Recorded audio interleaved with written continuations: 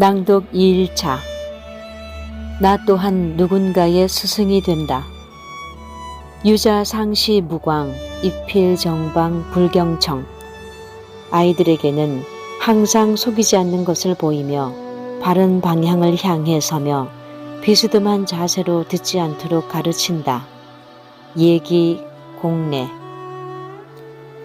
자녀의 성공을 바라지 않는 사람은 없을 것이다. 누구나 아이가 훌륭한 사람으로 성장하기를 바라고 지금 자신은 부족하더라도 장차 아이들은 이러한 자신을 뛰어넘어 주기를 바란다. 그래서 아이들이 좋은 교육을 받기 바라고 또 좋은 학교에 진학시키기 위해 지원을 아끼지 않는다. 하지만 그 어떤 교육보다 더 중요한 것이 있다. 바로 가정에서의 교육이다. 교육은 학교가 아닌 가정에서 시작되고 또 완성된다. 아이가 올바르게 성장하기를 바란다면 학교에만 맡기지 말고 가정에서부터 상식과 도리를 가르쳐야 한다. 그때 반드시 염두에 두어야 할 것이 있다. 부모가 살아가는 모습이 아이에게 기준이 될 수 있어야 한다. 제 아무리 좋은 교육을 제공한다고 해도 부모가 실제 삶에서 가르침과 어긋나게 행동한다면 아이는 자신이 배워온 모든 것을 의심하게 된다. 공자는 논어 위정에서 먼저 실천하고 그 다음에 말하라. 선행기연 이후 종지라고 했다. 제자 자공이 군자는 어떠해야 합니까? 라고 묻자 가르쳤던 말이다. 실천이 따르지 않으면 그 어떤 가르침도 소용이 없으며 군자의 진정한 자세도 아니라는 것이다. 어린 자식들에게는 항상 속이지 않는 것을 보이며 바른 방향을 향해 서며 비스듬한 자세로 듣지 않도록 가르친다. 예문은 예기 공례에 실려 있는 자녀 교육에 대한 구체적인 실례다. 세 가지의 가르침인데 이 구절에서 듣게 할 것은 가르침의 방법이다. 바로 보이는 것, 행동하는 것, 듣는 것이다. 먼저 보이는 것이다. 어린 자식들에게 남을 속여서는 안 된다고 가르치지 말고 속이지 않는 것을 보여주라고 한다. 따라서 원문에서 시는 보이다라는 뜻의 시와 같다. 특히 속이지 않는 것을 가르치는 것은 부모가 보여주는 말과 행동의 일관성에서 시작된다. 말과 행동이 다른 것은 남을 속이는 것이다. 심지어 자기 자신마저 속이는 자세다. 자신이 했던 말과 그 후 행동이 다른 것은 지금의 자신이 예전의 자신을 속이는 것과도 같기 때문이다. 특히 아이들에게 하는 부모의 말과 행동이 다른 것은 치명적이다. 했던 말을 지키지 않는 부모의 모습을 보면서 자녀는 자기도 모르게 목적을 이루기 위해 남을 속이는 삶의 방식을 배우게 된다. 이렇게 체득된 삶의 방식은 그 어떤 교육으로도 바로잡기 힘들다. 그래서 맹자는 옛날에는 아들을 서로 바꾸어 가르쳤다. 고자 역자 이교지라고 하며 바르게 가르칠 자신이 없다면 차라리 다른 사람에게 맡기라고 했다. 그 다음 바른 방향을 향해 서다도 마찬가지로 항상 바른 길을 걷는 모습을 보여주라는 것이다. 삶에서 바른 방향을 바라본다는 것은 올바른 삶의 가치관을 정립하는 것이다. 그리고 그 길을 향해 뚜벅뚜벅 걸어가는 실천이다. 고전에서 선다는 것, 립은 자기의 주관을 정립한다는 뜻이다. 공자가 서른이 되어서 뜻을 세웠다. 32립이라고 했던 말도 자신의 주관을 바르게 정립했음을 가리킨다.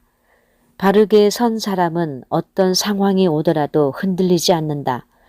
작은 이익과 빠른 결과만을 좇는 얕은 모습을 보이지 않는다. 비록 돌아가더라도 의로운 길을 간다. 부모가 눈앞의 상황에 전전긍긍하지 않고 타협 없이 바르게 살아갈 때 자녀들은 그것을 따라하며 자신의 삶 또한 자연스럽게 바로 세운다. 비스듬한 자세로 듣지 않는다는 말은 받아들일 때의 태도를 알려준다. 사람들은 책을 통해 다양한 지식을 쌓고 듣는 것을 통해 견문을 넓혀 나간다. 하지만 여기서도 반드시 유념해야 하는 사실이 있다. 많이 듣는 것 못지않게 중요한 것은 바른 자세로 듣는 것이다. 들은 것을 무조건 받아들여서도 안 되고 왜곡해서 들어도 안 된다. 그래야 올바른 뜻이 바로 설 수 있다. 폭넓게 배워야 하지만 반드시 올바른 뜻에 기반을 두어야 하는 것이다. 사람은 보고 듣는 것으로 이루어지는 존재다. 다사는 18년간의 귀양 생활 동안 끊임없이 두 아들에게 편지를 써서 보냈다. 어려운 상황이었지만 형편이 되는 대로 아들들을 불러 직접 가르침을 주기도 했다. 그들에게 보낸 글을 보면 최악의 상황에서도 자식들의 장래에 대해 다산이 얼마나 절실한 마음이었는지를 잘 알 수 있다. 집에 책이 없느냐, 몸에 재주가 없느냐, 눈과 귀가 총명하지 않느냐, 어째서 자포자기하려는 게냐, 패족이라 생각해서냐, 패족은 다만 벼슬 하는데 거리낌이 있을 뿐이다. 패족으로 성인이 되거나 문장가가 되는 데에는 아무런 거리낌이 없다. 식견이 트인 선비가 되는 데에도 아무 문제가 없다. 거리낌이 없을 뿐더러 오히려 좋은 점이 있다.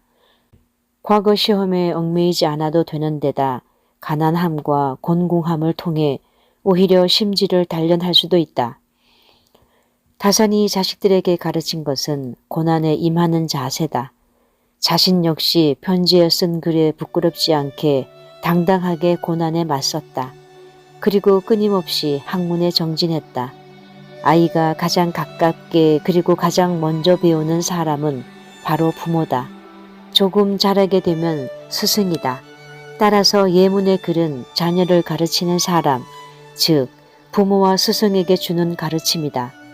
자신의 아이가 능력만 출중하거나 출세를 위해 수단 방법을 가리지 않는 사람이 되기를 바라는 부모는 없을 것이다. 하지만 은연중에는 세속적인 성공이 다른 무엇보다 우선이라는 모습을 바라고 또 보여주고 있는지도 모른다. 부모가 말로는 정의를 외치면서 정작 자신의 삶은 부도덕하다면 자식이 배우는 것은 부도덕이 될 수밖에 없다. 부모라면 누구나 자녀의 성공을 바란다. 아낌없이 자신이 가진 것을 모두 쏟아붓는다고 해서 비난할 사람 또한 없을 것이다. 하지만 해서는 안 될 일은 선을 그어 지켜야 한다. 그 선은 단순히 법의 테두리를 벗어나지 않는 눈치가 아니라 자기 마음의 귀를 기울여 들을 수 있는 양심의 소리여야 한다. 자식의 앞날을 위한 것이라고 해도 부모의 불의와 부도덕을 보이는 것보다 아이에게 더 큰 불행은 없다.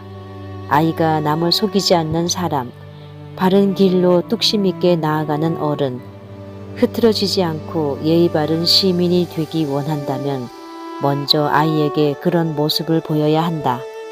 성공보다 더 소중한 것이 바로 진정한 삶의 가치와 의미를 찾는 것임을 말이 아닌 몸으로 보여줘 몸과 마음에 새겨줘야 한다. 사람은 보고 듣는 것으로 이루어지는 존재다. 내가 남긴 발자국이 뒷사람의 이정표가 되니 눈길에서는 함부로 걷지 마라. 이양영.